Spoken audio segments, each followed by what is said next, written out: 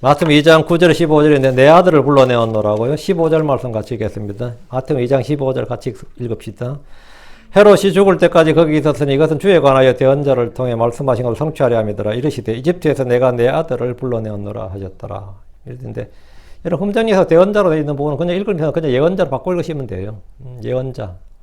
대언자는 이제 대신 말한다는 건데 이제 그런 의미로 했는데 헤롯이 죽을 때까지 거기 있었으니 이것은 주에 관하여 예언자를 통해 말씀하신 것을 성취하려 합니다. 이제 개역에는 선지자로 되어 있고요. 이제 근본역하고 표준 킹덤 성경은 예언자로 되어 있고 이 흠정역에는 대언자로 되어 있는데 이분은 이제 대언자가 바뀔 일은 없어요. 이 성경 번역하신 분은 죽었다 깨나도 대언자가 맞다고 믿는 분이기 때문에 대언자 바뀔 일 없고, 우린 죽었다 깨나도 이제 다시 대언자로 돌아갈 일 없고, 이제 이런 거죠. 우리는 그냥 여러분이 대언자로 기록되고 예언자로 읽으시면 됩니다. 그럼 예언자로 읽으시면. 오늘은 내 아들을 불러내었노라 하거든. 내 아들을 불러내었노라. 내 아들을 불러내었노라. 말씀이 좀 독특하지 않아요? 잠깐 기도합시다. 위대하시고 거룩하신 주 하나님 감사합니다. 하나님께서 이 시간 또 말씀의 은혜를 또 어느 시간보다 넘치게 부어주시옵소서. 전능의 주 하나님, 또 주의 첫날 함께 모인 모든 혼들에게 은혜를 넘치게 부어주시옵소서. 또 지혜와 계시형을 주시고 깨닫는 마음을 주시옵소서. 저희 그 사람은 날로 참으로 부패해져 가고 낡아지고 썩어져 갑니다. 그리고 몸의 기능도 점점 떨어지는 걸 많이 느낍니다. 아버지 하나님께서 은혜 베풀어 주셔서 저희 속사람이 날마다 새롭게 해주시옵소서. 영을 깨끗하게 해주시고 혼을 늘 정결하게 해주시옵소서. 아버지 하나님께서 또 저희가 참으로 이 몸의 힘으로 사는 것이 아니라 주님이 공급해 주신 힘으로 살아갈 수 해주시고 저희의 지혜가 되신 주님께서 또 위로부터 참 이 지혜를 내려 부어주시고 또 아버지 하나님 지식이 넘치게 해주시옵소서.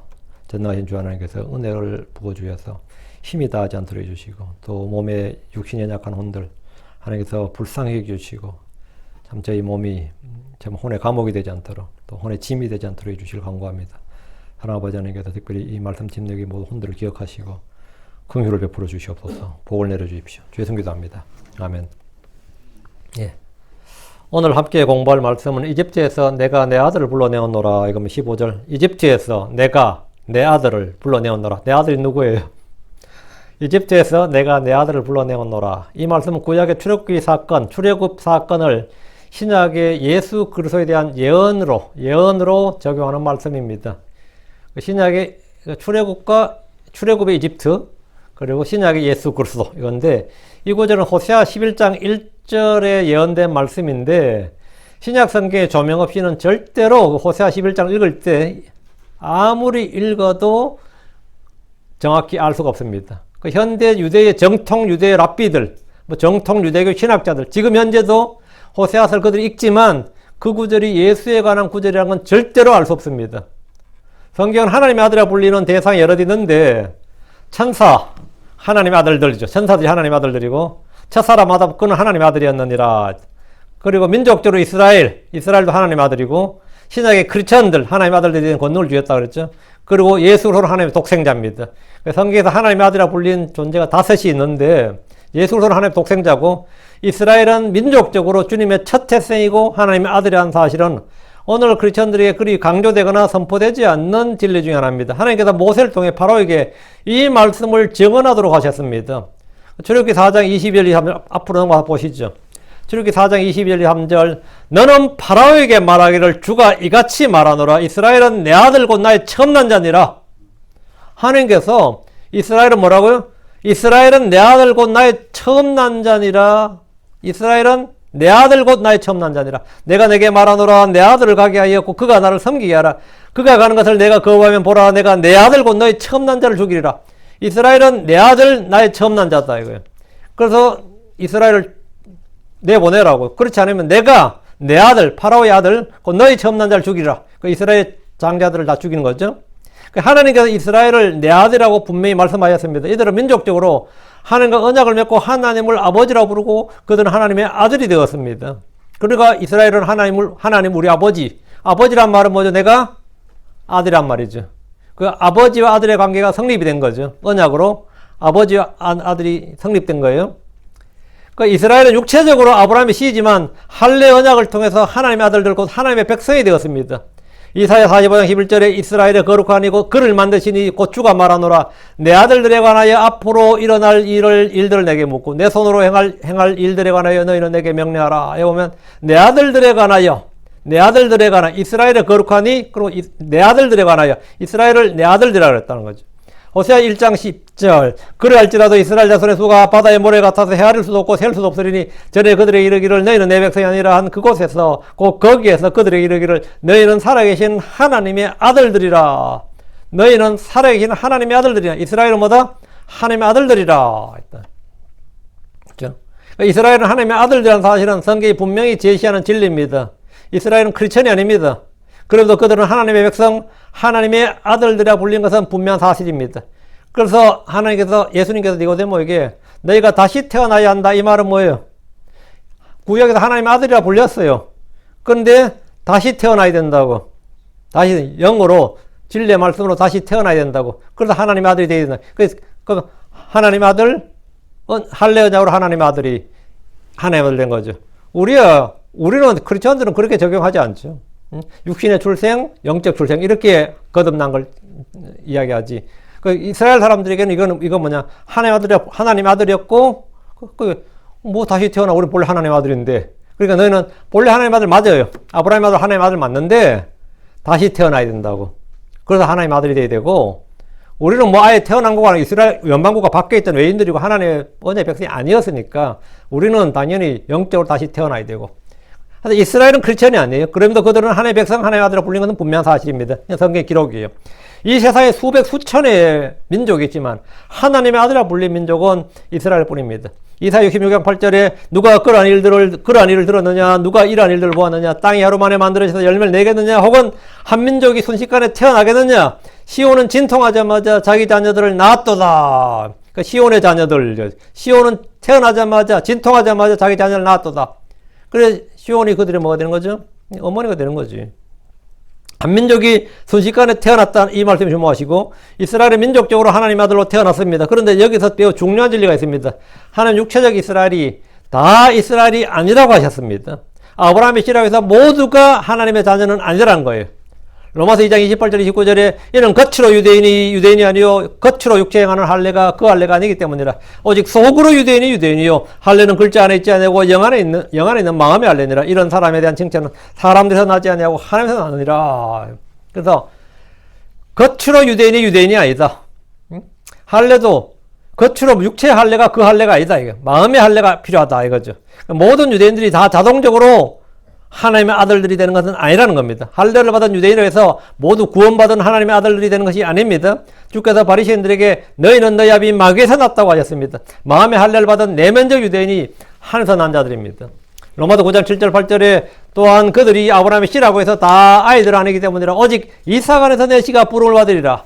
곧 육체의 아이들인 자들 즉 아들이 하나님의 아이들이 아니요 육체의 아이들인 자들 즉 이들이 하나님의 아이들이 아니요 오직 약속의 아이들이 그 시로 여겨지느니라. 유대인들 중에 하나님의 아이들이라 불리는 자들이 따로 있다는 겁니다. 그들은 뭐냐? 약속의 아이들, 마음의 할례를 받은 자들, 내면적 유대인들 이 말이죠. 그 이스라엘이 하나님의 아들이란 것은 유대인들 개개인을 말한 것이 아니라 이스라엘한 민족 공동체를 말한 겁니다. 호세아 11장 1절에 이스라엘이 아이였을 때 내가 그를 사랑했고 내 아들을 이집트에서 불러내었노라 했습니다. 이것은 분명히 역사적으로는 출애굽에 관한 거죠. 출애굽 당시 이스라엘은 민족적으로 갓 태어난 아이였습니다. 예언자 호세아를 통해 하신 이 말씀은 과거의 역사적 사건 외에 미래의 한 사건, 미래의 한 인물에 관한 예언입니다. 이것은 마치 아브라함이 독생자 이삭을 바칠 때 내 아들아 하나님께서 자신을 번제 헌물을 위한 어린 양으로 예비하실 것이라고 했을 때 이 말씀은 모리아 산에서 준비한 한 마리 어린 양이 아니라 먼 훗날 십자가에서 죽으실 어린 양 독생자 예수 그리스도에 관한 예언입니다. 그렇죠? 그러니까 하나님께서 아브라함에게 번제 헌물을 위한 어린 양을 예비하신다. 하나님께서 자신을 위하여 번제 헌물을 위한 어린 양을 한 마리 준비하실 것이다. 이게 아브라함이 말했는데 거기서 말한 번제 헌물로 드릴 어린 양은 하나님 준비하실 어린 양은 누구예요? 예수님이에요. 그 예언이란 말이죠. 그와 똑같이 호세아 11장 1절에서 이스라엘이 아이였을 때 내가 그를 사랑하였고 내 아들을 이집트에서 불러내었노라 이 말씀은 역사적으로 보면 출애굽 사건 같은데 실제로는 예언의 말씀으로서 예수 그리스도다 이 말입니다. 그 예수님을 이집트에서 불러내었다. 이 말씀이 역사이면서 동시에 예언이다 말이죠. 그래서 예수 그리스도에 관한 예언인데 이 사실을 마음에 기억해 두고 오늘 본문 말씀을 공부하겠습니다. 9절입니다. 그들이 왕의 말을 듣고 나서 떠났더라. 그들이 누구예요? 동방에서 온 현자들이죠. 지혜자들. 그리고 보라, 그들이 동쪽에서 보았던 그 별이 그 어린아이가 있는 곳 위에 와서 설 때까지 그들 앞에 갔더라. 별이 이제 그들 인도하는 거예요. 동방에서 온 현자들은 왕의 말 듣고 왕궁을 떠났습니다. 그들은 헤롯이 그 아들 왕궁에 유대인의 왕으로 태어나신 분이 없다는 것을 알았고 그분이 태어나신 곳은 베들레헴이라는 사실도 알았습니다. 서기관과 수제사장들이 말했죠. 그러나 그분이 아직도 거기에 계시는지는 아무도 알 수 없습니다. 만약 요셉과 마리아가 그 아이 예수님을 데리고 고향 나사렛으로 가버렸다면 베들레헴으로 가봐야 그분을 만날 수 없습니다. 어쨌든 그들은 헤롯 왕의 말을 듣고 그곳을 떠나서 유대인의 왕으로 태어나신 그리스도를 찾아야 했습니다. 근데 애들이 많이 태어났을 텐데 몇 명이 태어났을지 몰라도 태어났는데 누가 그리스도인지를 어떻게 아냐고. 뭘로 알 수 있냐고요. 나도 베들레헴에 태어났어. 그러니까 베들레헴에 태어난 애가 10명이라 칩시다. 그럼 10명 중에서 뭐 여자 빼고 남자만 있다 치. 남자 사내 아이 중에서 얘 중에 누가 베들레헴에서 다 베들레헴에 태어났어. 한 5명이 베들레헴에 태어났다 칩시다. 그러면 그 5명 중에 누가 그리스도인데 우리가 누구에게 경배를 해야 되냐고. 모르죠. 그러니까 지금 이 문제가 터진 거야. 동방 현자들이.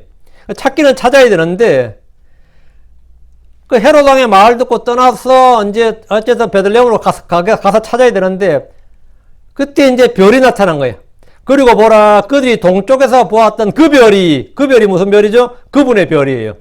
그분의 별이, 그들이 주를 찾아 떠났을 때 그들은 전에 동쪽에서 보았던 그 별을 다시 보게 되었습니다. 얼마나 반가워 이러면.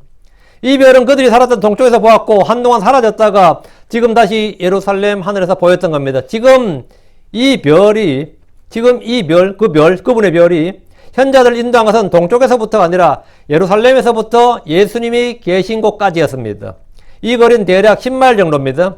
그분의 별은 한 10마일 정도 동방의 현자들을 인도한 거예요. 베들레헴까지. 그분이 있는 곳까지 앞서갔습니다. 그 어린아이가 있는 곳 위에 와서 설 때까지, 이 말은 그들이 주를 찾을 때까지 그들을 인도했고 별이 움직였다는 말이죠. 그래서 이 별이 움직였다고. 그 하늘에 있는 별이 움직였다 그러면 그게 어떻게 돼요? 말이 안 되죠, 좀. 움직일 수 있지. 별이 움직였지. 그렇지만 10마일 움직인다는 것은 망원경으로 봐도 그건 움직임이 아니에요, 그거는. 몇백 마일, 몇천 마일 움직여야 겨우 이 지구에서 보면 조금 움직이는 거지. 이어서 그분의 별은 그러니까 뭐죠? 주의 천사죠. 그분의 천사라고요. 그래서 별은, 주의 천사들은 주를 섬기는 영들입니다. 천사들은 구원받은 자들을 섬기는 영들입니다. 그들은 주를 찾는 자들을 돕습니다. 주의 일을 하는 자들을 돕습니다. 사도 바울이 파선한 배에서 죽을 위기에 놓였을 때 천사가 와서 그를 도왔습니다. 사도행전 27장 23절 4절에 이는 나를 소유하신 분이시며 내가 섬기는 분이신 하나님의 천사가 이 밤에 내 곁에 서서 이르되 바울아 두려워하지 말라. 내가 반드시 카이사르 앞에 인도되리라. 보라, 하나님께서 너와 함께 항해하는 자들을 모두 내게 주셨노라 하였기 때문이라. 그들이 동쪽에서 보았던 그 별은 하늘의 별로 나타난 천사였을 겁니다. 이는 요한이 본 7별은 뭐였다? 7천사였더라 그랬죠. 그 별은 뭐다? 천사예요. 우리가 부활한 성도들이 하늘의 천사들 같이 되어, 이 말은 뭐죠? 너는 공창의 별과 같이 되어, 이렇게 하죠. 그 천사가 뭐다? 별이다 이거예요. 별이 천사다 이거지. 그 별이 그 어린아이가 있는 곳 위에 와서 섰다는 것은 동방의 현자들이 수소문에서 그분을 찾아낸 것이 아니라 그분의 별의 인도를 받아서, 그분의 천사의 인도를 받아서 단번에 정확하게 그분을 찾았다는 겁니다. 주의 천사가 이스라엘 앞에 갔듯이 그분의 별도 그분을 찾는 자들 앞에 갔습니다. 성도들이 주를 따른다는 말은 그분이 우리 앞에 가시기 때문입니다. 10절. 이거 지금 내가 여러분이 또 이런 독특한 해석은 처음 듣는다 이러면 안 돼요. 이거는 확실한 겁니다. 성경적으로 확실한 거예요. 저 하늘에 떠는 행성 아닙니다.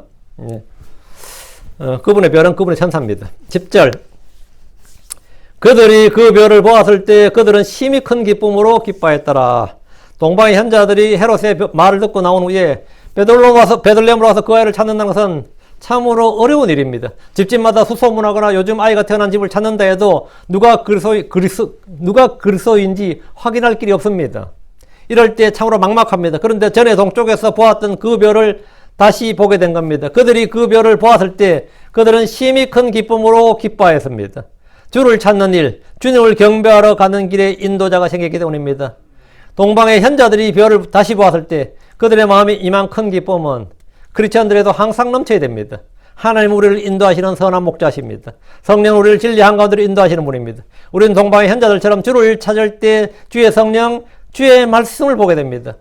그들은 심히 큰 기쁨으로 기뻐하였더라. 주의 성령으로 충만하면 큰 기쁨이 임합니다. 주의 말씀을 듣고 받을 때 우리 속에는 기쁨이 충만하게 됩니다. 주께서는 우리 속에 이 기쁨을 주시는 분입니다. 나의 기쁨을 너에게 준다. 나의 평안을 너에게 준다고. 항상 기뻐하게 한다고요. 그러니까 주님 주신 이 기쁨을 우리가 소유해야 됩니다. 이 기쁨을. 여러분의 이 기쁨이 있습니까? 평안이 있어요? 맨날 뭐 불안, 근심, 불만 뭐 이런 것만 가득한 거예요. 정말 기쁨과 평안이 있는 거예요. 자, 11절. 그리고 그들이 집 안으로 들어갔을 때, 집 안으로 들어간 겁니다. 여관 안으로 들어간 거 아닙니다. 말구유 안으로 들어간 거 아니에요. 그리고 그들이 집 안으로 들어갔을 때, 그들은 그 어린아이가 그분의 어머니 마리아와 함께 있는 것을 보고 엎드려 그분께 경배했더라. 그리고 그들의 보물함을 열어 황금과 유향과 모략을 그분께 선물로 드렸더라. 그들은 그 어린아이가 그분의 어머니 마리아 함께 있는 걸 보고 엎드려 그분께 경배하였더라. 그랬죠. 마리아에게 경배 안 했습니다. 그분께 경배하였더라.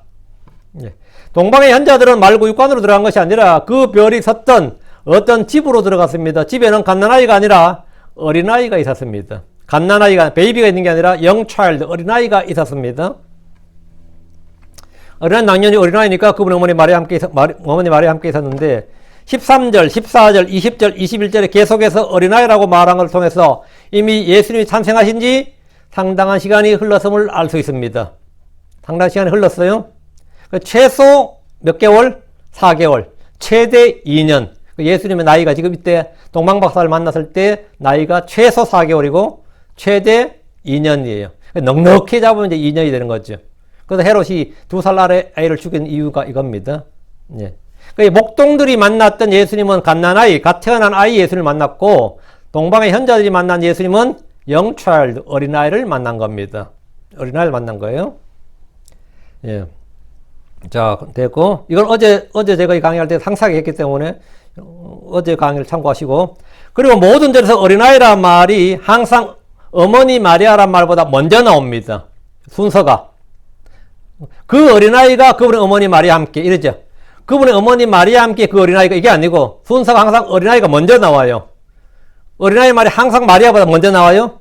마리아가 중요한 것이 아니라 그 어린아이가 훨씬 더 중요하기 때문입니다. 주인공은 누구다? 그 어린아이예요. 성경의 저자이신 성령께서 그 순서까지 섬세하게 개입하심으로써 마리아 숭배를 처음부터 차단하고 있습니다. 본문을 주의해서 보셔야 됩니다. 그 어린아이가 그분의 어머니 마리아와 함께 있는 걸 보고 이랬죠. 동방의 현자들이 본 것은 마리아가 아니라 그 어린아이, 즉 예수님이었습니다. 그들은 그분께 경배하였더라 했죠. 동쪽에서 온 지혜자들은 마리아를 경배한 것이 아니라 그분에게 경배했습니다. 둘에게 경배한 거 아닙니다. 그분께만 경배했어요. 그분께 경배했습니다. 마리아는 뭐죠? 옆으로 어이 물러나라고. 걸거친다고 물러나라고. 우리 지금 누구한테 경배한다? 저한테 옆에 있거나 뒤에 있으면 안 되니까. 동방의 박사들이 그랬을 겁니다. 아마 분명히. 마리아가 같이 있는데 마리아한테 옆으로 좀 물러나라고. 지금 우리 이분에게 경배해야 된다고. 그런 거지. 같이 경배받으면 안 돼요. 마리아도 이기에 슬쩍 끼어들어가서 옆에서 선다든가, 옆에서 V자 그린다든가, 뭐 이러면 안 돼요. 이왕 뭐 온 김에 나한테도 절하라 하는 식으로 애를 쭉 안는다든가, 뭐 요즘 엄마들처럼 뭐 뒤에 뭐 모가지 껴안고 또 이짓 하면 이제 큰일 나는 거지. 그건 있을 수 없는 일이고, 예수님만 경배를 받는 거예요. 예수님만. 그들이 이곳에 온 것은 유대인들의 왕으로 태어나신 분을 경배하러 왔지 마리아를 찾아온 거 아닙니다. 오늘 로마 캐톨릭 교회는 이 캐톨릭 교회를 할 때 캐톨릭이 뭔지 아시죠? 캣홀릭이에요. 캣 할 때 캣이 mother란 뜻입니다. 우리 뭐 캐서린 할 때, 캐서린 할 때 그런 거 있죠. 그게 캣이 mother예요. 그 홀리잖아요. 홀리, 그 캐톨릭 할 때 D가 홀리거든요. 그러나 mother 홀리니까 성모교회죠. 캐톨릭은 그 뜻 자체가 성모교회입니다. 기독교가 아닙니다. 그리스도교가 아니에요. 마리아교입니다. 그 우리가 이제 그 공격하면 캐톨릭은 그런 뜻이 아니고 유니버셜 처치란 뜻이에요. 또 이런 식의들은 유니버셜이란 뜻이에요. 뭐 이러는데 캐톨릭 교회는 기본적으로 성모교회입니다. 그 이름 자체가 성모교회고 개신교는 기본적으로 이름 자체가 뭐죠? 기독교예요. 기독은 뭐죠? 그리스도교라고요. 예, 예수 그리스도라고. 그 한국의 캐톨릭 성도들은 하도 이제 공격을 받으니까 입에 넣어준 말이 있더만요. 우리는 마리아를 숭배한다, 마리아에 경배한다, 이런 비난을 피하기 위해서 우리는 마리아를 예수님의 어머니로서 존경한다, 공개하는 마음을 가질 뿐이지 절대 숭배하는 게 아니다 하면서 그 앞에 와서 이러고 있어. 그게 숭배야. 그게 숭배라고. 마리아 앞에 가서 이렇게 하는 게 숭배라고요. 그 동상 세워놓고. 그 교회 자체가 성모교회이기 때문입니다. 그래서 성모병원, 뭐 성신여대, 성심여대, 그 성자들 할 때 그 전부 다 그게 뭐냐면 마리아와 연관이 있지. 예수님보다는. 한국에 오면 마리아에게. 캐톨릭에 뭐 좀 깊이 들어간 사람들은 다 아는 이야기입니다. 예. 근데 뭐 말은 그렇게 우리는 마리아를 존경하고 공경할 뿐이지. 마리아를 왜 존경하고 공경해?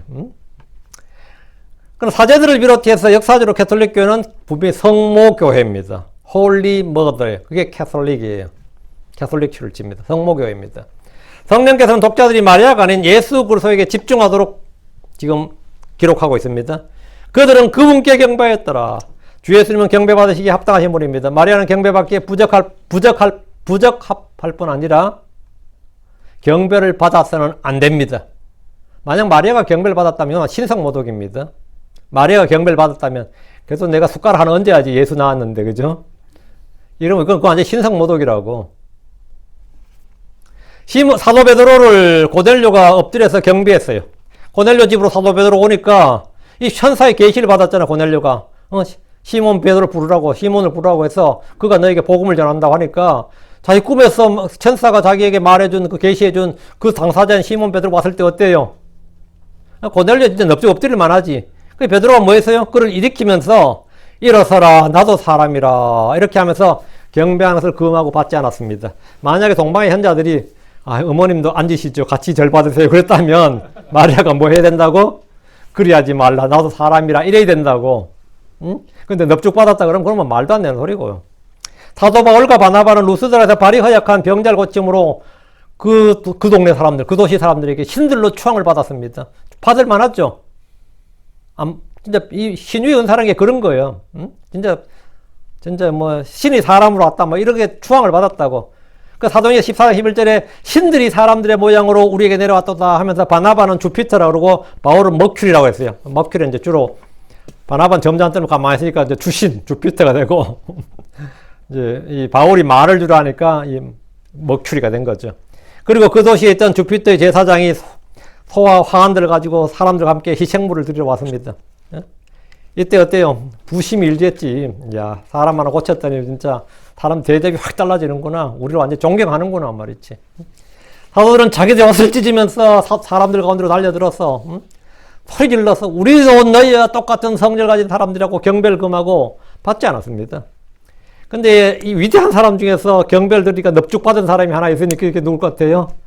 다니엘입니다. 야, 이 황당한. 다니엘이 막 그 왕이시여 왜 이러시나이까 하고 뭐 이래야 되잖아요. 근데 다니엘이 그냥 넙죽 받아버렸지.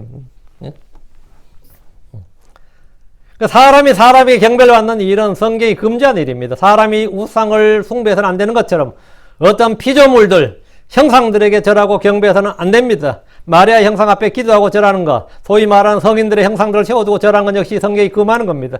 사람들이 천사를 경배하는 것도 성경이 금하는 일입니다. 내가 성경이 금하는 일이다. 하나님이 금지하신 일이다. God forbid, Bible forbid, Heaven forbid. 하늘이 금하신 일이다. 이건 굉장히 강한 표현이죠. 이건 영어에도 다 있는 표현이에요. God forbid, Heaven forbid 하면 이거 다 있는 표현입니다. 성경이 금한 일이다. 이 말은 뭐죠? 엄청나게 강력한 표현이에요. 사람들이 천사들을 경배하는 것은 하나님이 금하신 일이고 성경 기록이 금하는 일, 금지한 일이라고. forbidden, 금지된 일이라고. 그 성경적 표현으로 God forbid, 이게 성경에 꽤 많이 나와요. 근데 이 킹제임스 성경을 표방한 우리말 성경 중에 한글 킹제임스도 그렇고 지금 흠정역도 그렇고 뭐라 번역되어 있어요? 하나님이 금하시느니라 이렇게 번역을 해야 되는데 이 표현을 수용을 못하고 결코 그럴 수 없느니라 이렇게 다 번역을 해놨어요.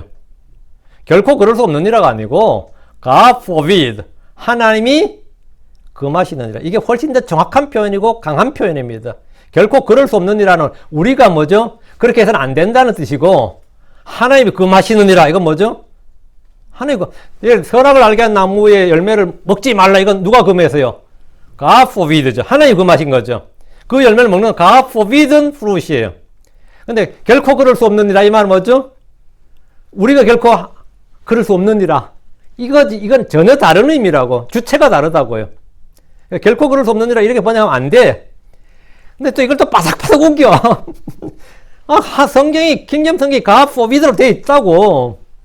근데 God forbid는 어쩌고 저쩌고 그건 그 뜻은 결코 그럴 수 없느니라 뜻이다. 물론 그 뜻은 맞아요. 근데 God forbid, 결코 그럴 수 없느니라. 이거는 사람이 창조주가 아닌 창조물을 경배하는 것은 하나님이 금하신 일이다. 이런 의미는 들어가지 않는다. 하나님이 금하신 일이다. 일월 성신, 해와 달과 별들을 숭배하는 것이나 천사를 숭배하는 것도 하나님이 금하신 일이라고. 성경이 금하신 일이란 말이지. 우리는 딱 여러분이 뭐 할 때 그건 성경이 금지한 일인데, 성경이 금하는 일인데, 그럼 더 이상 논쟁이 돼야 안 돼요. 더 이상 디베이트가 안 돼야 돼요. 이 디베이트가 이미 내 마음속에 디베이트가 시작되면 이미 패배한 거예요. 그건 하나님이 금하시는 일이라서 생각할 것도 없어요. 판단할 것도 없고 생각할 것도 없고 뭐 이야기할 것도 없다고. 하나님이 금하시는 일이라고. 하나님이 하지 말라고 하는 일이라고. God forbid, God forbid. 계시록 20장 8절 9절. 그리고 나 요한 이것들을 보고 그것들을 들었노라. 또 내가 듣고 보았을 때 이것들을 내게 보여준 그 천사의 발 앞에 내가 경배하려고 엎드렸더라. 요한이 미쳤죠. 요한도 지금 뭡니까? 이런 너무 위대한 계시를 받고 보니까 이 천사 앞에서 뭡니까? 자기 손으로 엎드려야 되는 거예요. 이게 사람이 좀 이 본능 같아. 넙죽 엎드린 게. 참 한국 사람 절하기 좋아하지. 아무나 넙죽 잘 엎드리잖아요. 산소에도 엎드리고, 뭐 나무에도 엎드리고, 돌에도 엎드리고, 뭐 아마 불상에도 엎드리고.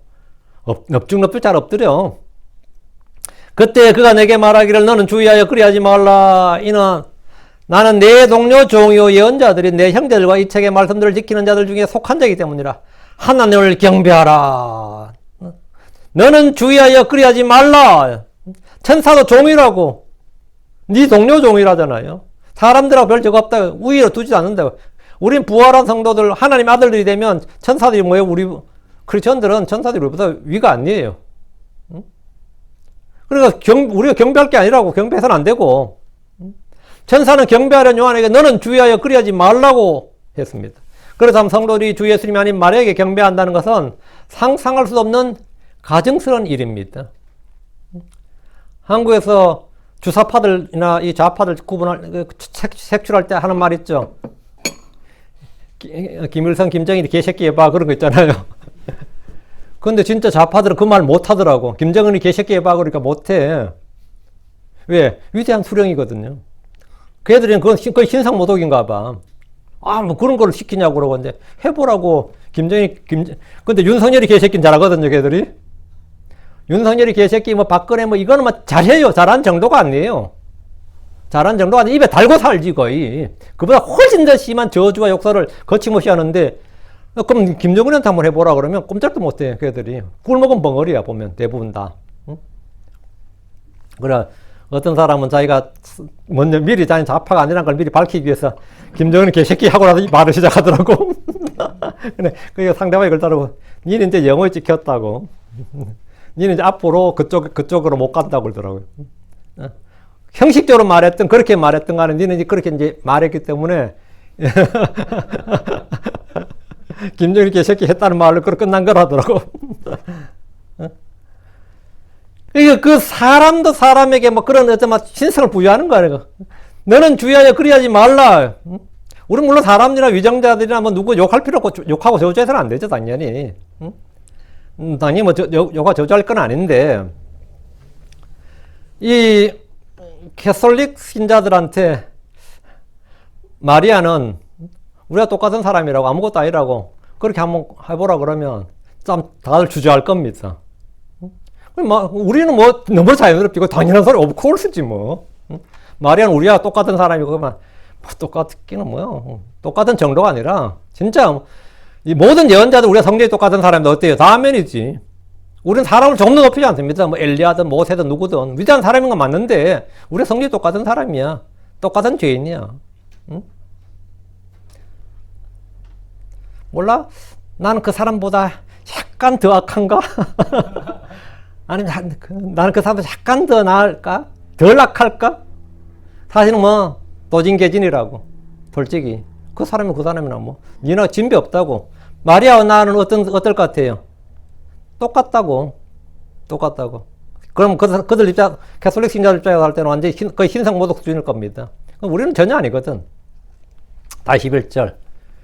그들은 그 어린아이가 그분의 어머니 마리아와 함께 있는 걸 보고 엎드려 그분께 경배하였더라. 그리고 그들이 그들의 보물함을 열어 황금과 유향과 모략을 그분께 선물로 드렸더라. 동방의 현자들은 예수님께 경배할 때 그분은 모친 마리아의 품에 안긴 아기가 아니라 어린아이였습니다. 주께 경배하러 온 지혜자들은 그 어린아이가 그분의 어머니 마리아와 함께 있는 걸 보았습니다. 그들이 경배할 때 그분은 갓난아이가 아니라 어린아이로 자라나신 분입니다. 그들은 예수님에게 경배하고 보물함을 열어서 그분께 선물로 드렸습니다. 선물 드렸는데 이 보물은 하나님께서 그분의 독생자 예수 그리스도를 키우도록 마리아와 요셉에게 주신 자녀 양육비입니다. 마리아 요셉은 상당히 가난했습니다. 근데 하나님께서 마리아의 몸에서 자신의 아들을 낳으셨어. 그럼 양육비를 줘야 돼, 안 줘야 돼? 줘야지. 요셉은 뭔 죄로? 그렇잖아요. 먹고 살기 힘든데. 그러니까 위탁교육이란 말이죠. 이들은 사실 너무 가난해서 아이를 제대로 양육하기 어려웠습니다.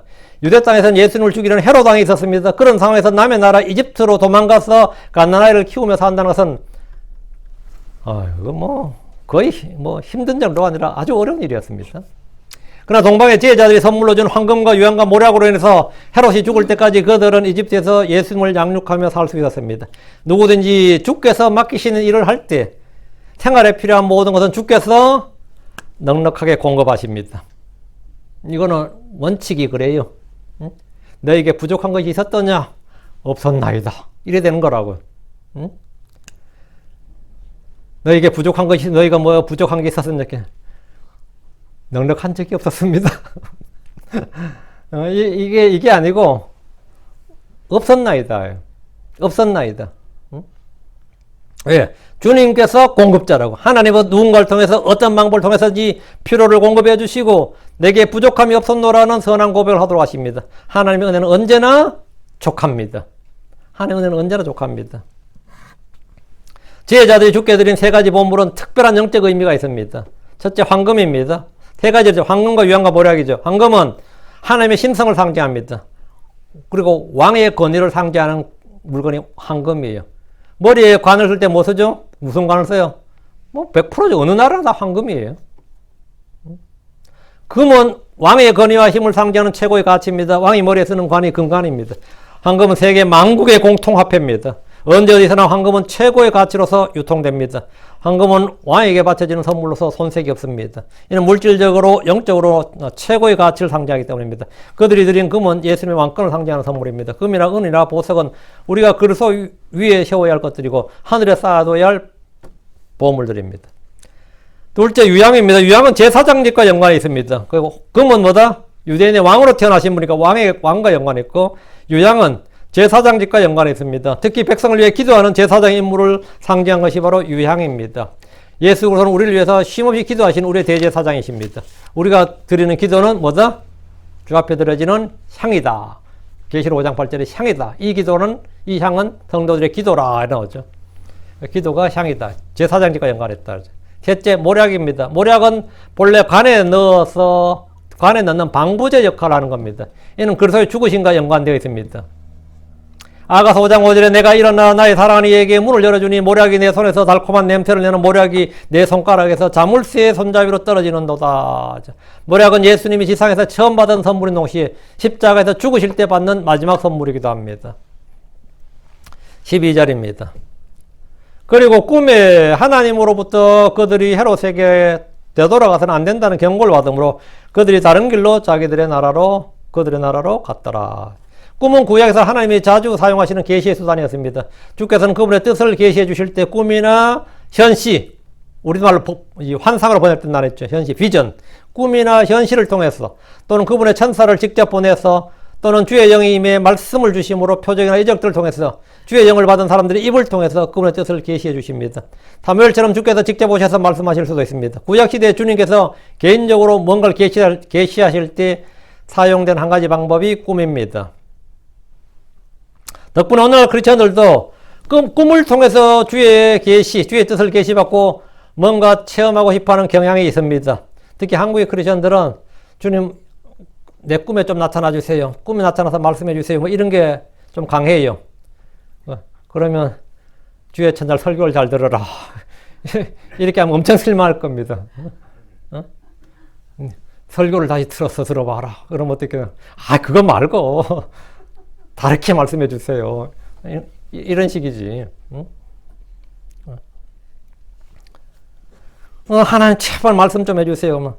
성경을 읽어라. 그러면 어떻게 에이 그거 말고 이런 식이라고요. 다 말해놨는데 뭐. 어쨌든 한국 크리스천들이 굉장히 꿈을 통해서 그래야 뭐하죠? 복권으로 사지.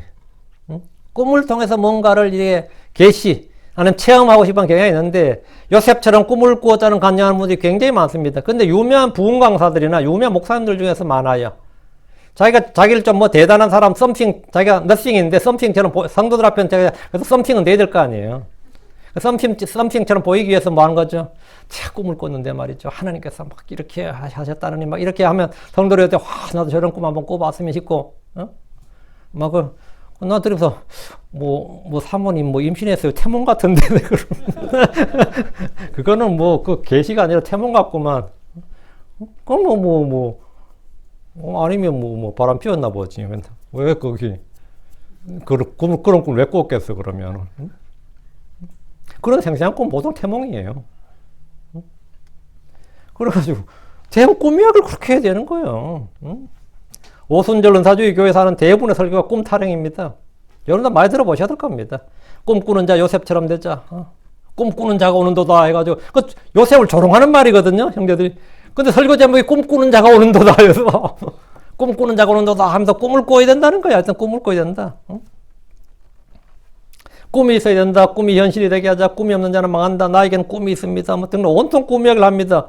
성도들이라면 예수를 믿고 난 후에 놀라운 꿈을 한두 번 꾸지 않는 사람이 사실 거의 없을 겁니다. 여러분도 다 한두 번은 태몽에 준하는 어떤 꿈을 꾼 적 있죠? 솔직히. 없어요? 있을 겁니다. 한두 번은 있을 거야. 한두 번은 있을 겁니다. 잊혀지지 않은 꿈이 없어? 난 있는데. 그거 어떡하라고? 어떡하라고? 영적 체험이 전혀 없는 사람들도 거의 없습니다. 대부분 다 한두 번은 최소한 있습니다. 우리가 경계하는 것은 꿈을 주의 말씀, 주의 계시로 신뢰하는 겁니다. 대부분의 꿈은 헛된 것입니다. 전도서 5장 3절에 꿈은 일이 많아 생기고 어리석은 자의 목소리는 말이 많아 알려지느니라. 꿈은 왜 생긴다고요? 일이 많아 생긴다잖아요. 대부분의 꿈은 헛된 것이고 잠에서 깨면 생각도 나지 않는 것입니다. 예레미야 23장 28절에 주가 말하노라. 꿈을 꾼 예언자는 꿈을 말하며 내 말을 가진 자는 신실히 내 말을 말할지니라. 알곡에 비하면 걔가 무엇이냐. 꿈을 꾼 예언자는 꿈을 말한다잖아요. 그 한국의 오순절 은사주의 교회 목사들이나 부흥사들이 대부분 꿈 이야기를 자꾸 하는 건 뭐죠? 꿈을 꾼 예언자예요. 그래서 내 말을 가진 자는 뭐다? 신실히 내 말을 말할지니라. 주님의 말씀을 가진 자냐? 꿈을 꾼 자냐? 그 꿈을 꾼 자는 뭐다? 결아 이거죠.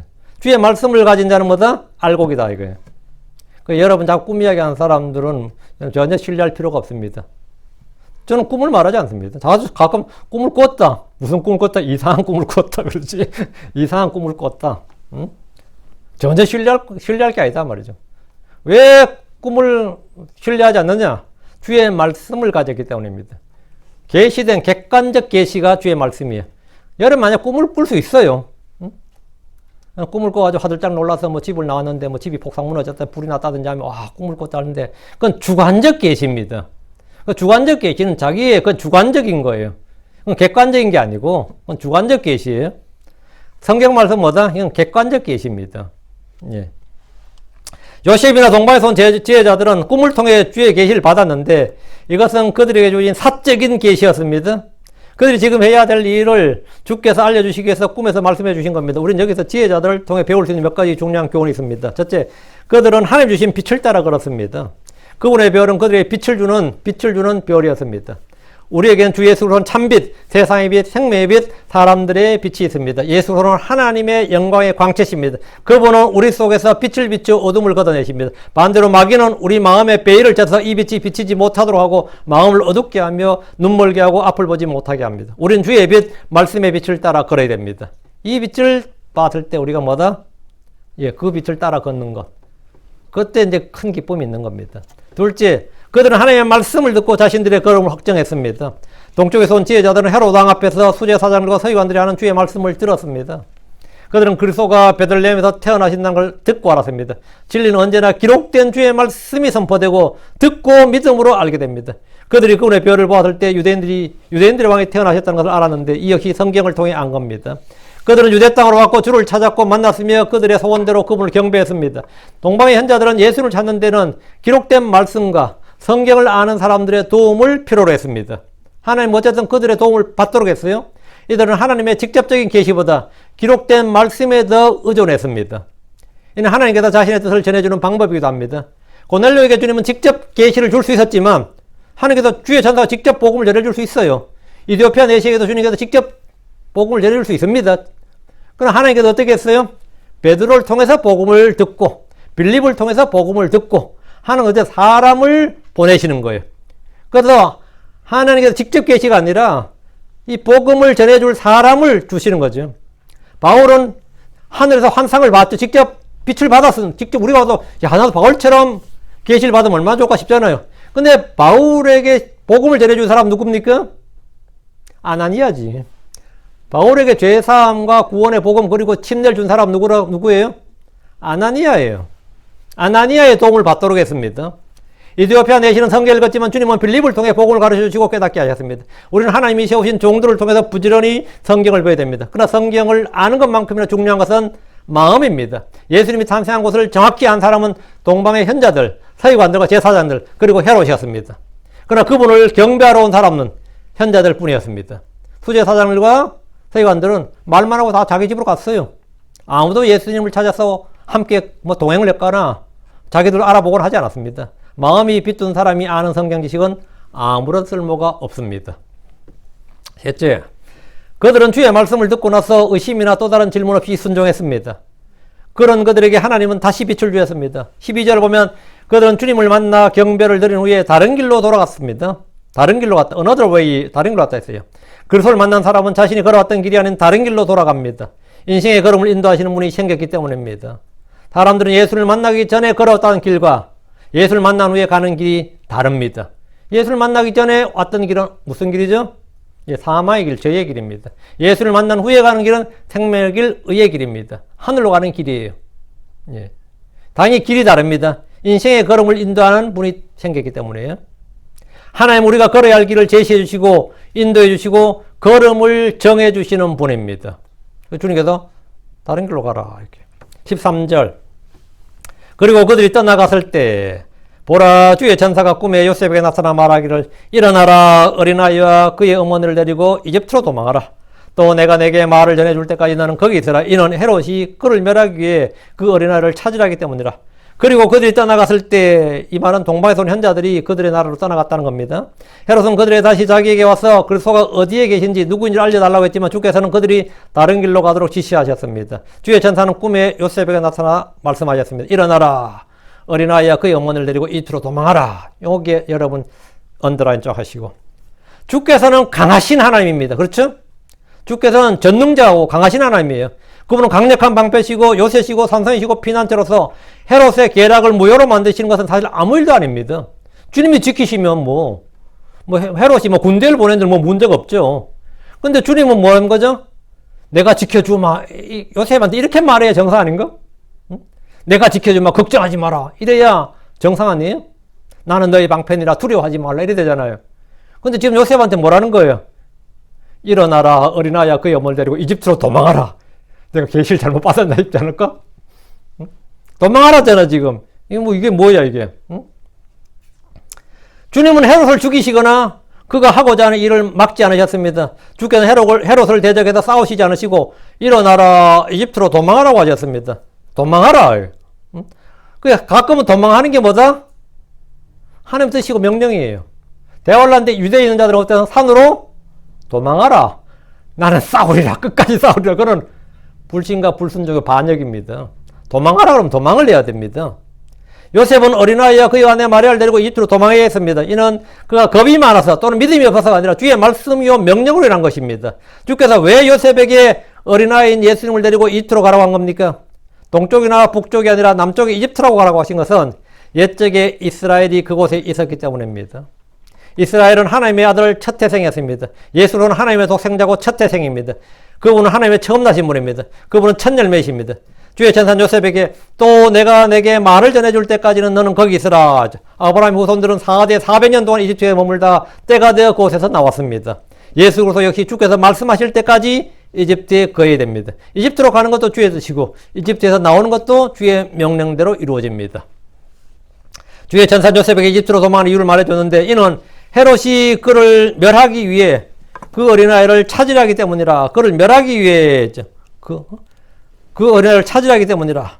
헤롯은 유대의 베들레헴에서 태어난 아이들 중 누가 그리스도인지 모릅니다. 다만 동쪽에서 온 지혜자들이 별을 본 때를 기준으로 해서 그 시점에 태어난 아이들 중에서 이제 그리스도를 찾아야 돼. 그건 누군지 모르니까 어떻게 되죠? 뭐 다 죽이는 거지, 뭐 어떻게. 누군지 모르니까. 동방의 지혜자들이 딱 지정해서 알려줬으면 일은 간단했겠지만 그들은 다른 길로 자기 나라로 가버렸습니다. 그 헤롯은 뭐가 된 거죠? 황당하게 된 거죠. 14절 그때 그가 일어나 밤에 어린아이와 그의 어머니를 데리고 이집트로 떠났더라. run away 도망한 거죠. 응? 꿈에 주의 천사의 지시를 받은 요셉은 일어나서 날이 새길 기다리지 않고 그 밤에 어린아이와 그의 어머니를 데리고 이집트로 떠났습니다. 이걸 무슨 순종? 즉각적인 순종이라고 합니다. 이게 진짜 순종이에요. 미적미적 되면 안 됩니다. 롯처럼 미적미적 되면 안 돼요. 유대는 이스라엘에서 가장 남쪽 지역에 위치하고 있었기 때문에 이집트와는 비교적 가까운 거리입니다. 갈릴리가 북부 지역이고 사마리아가 중부 지역이고 유다가 남부 지역인데 요셉은 주의 말씀을 듣자마자 즉시 출발했습니다. 이건 진짜 하늘의 별을 의지해서 가는 겁니다. 지체된 순종은 불순종입니다. 하나님의 명령 주의 말씀을 들을 때 내가 그 말씀을 깨달을 때 즉각적으로 순종해야 됩니다. 요셉에게 지금 가장 중요한 일은 어린아이를 지키는 겁니다. 요셉에게 맡겨진 일은 뭐다? 어린아이를 지킨 겁니다. 돈 받았잖아요. 황금과 뭐랄까 요양을. 돈 받았잖아. 그래 해야지. 여러분이 생각할 때 굉장히 뭐 이상한 것 같아요. 난 하나님이 정말 리즈너블 하신 분이라는 거는 항상 느껴요. 하나님 정말 리즈너블 하신 분이다. 저도 이 설교하고 할 때 저는 이거 일하는 시간을 제가 하나님 거거든요. 저는 주당 40시간 넘게 일합니다. 이렇게 주님들 이야기하거든요. 지금 제가 이번 주에도 40시간 훨씬 넘게 일했습니다. 밤새워 일한 적이 몇 번이고, 뭐 해달라는 거예요? 예, 계산해달라, 이 말이에요. 특히 밤새워 일한 거는 1.5배, 2배 이런 식으로. 난 또 주일에 일하잖아. 이것도 곱하기 2 이렇게 해달라는 거예요. 하나님께서는 뭐냐, 예, 다 그렇게 해준다고. 또 뭐 나 이래도 그래요. 뭐 또 절반 또 마누라 거야 또 그게. 그래가지고 많이 벌어야 돼.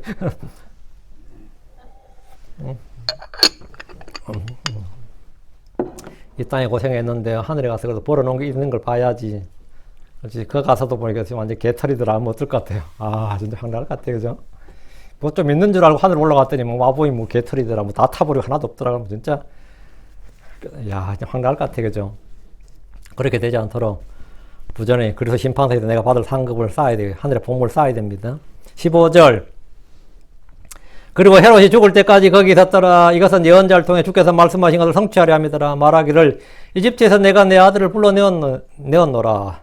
요셉은 어린아이, 그 예수님과 마리아와 함께 이집트에 머물렀는데 헤롯이 죽을 때까지 거기 있었습니다. 근데 요 설명이 있잖아요. 거기에 뭐 이것은 이렇게, 이것은 예언자를 통해, 예언자 누구? 호세아예요. 예언자를 통해 주께서 말씀하신 것을 성취하려 함이더라. 여기서 말한 예언자는 호세아입니다. 이구절은 호세아 11장 1절을 인용한 겁니다. 호세아 11장 1절은 구약의 유대인들은 물론이고 오늘날 크리스천들이 읽어도 이 구절이 출애굽의 이스라엘에 관한 역사적 사건으로 이해하지 이것이 주 예수 그리스도에 관한 것임을 잘 알지 못합니다. 신약 성경을 통해서 호세아 11장 1절이 예언의 말씀이라고 지금 성도 마태가 주의 성령께서 알려주고 있는 겁니다. 마태를 통해서. 신약 성경이 없이는 구약 성경의 예언을 정확히 이해할 수 없는 구절들이 굉장히 많습니다. 호세아 11장 1절에 이스라엘이 아이였을 때 내가 그를 사랑하였고 내 아들을 이집트에서 불러내었노라 했는데, 요셉이 주 예수님을 데리고 이집트에 거했던 것은 주의 명령에 따른 것인데 이것은 예언의 성취를 위한 것입니다.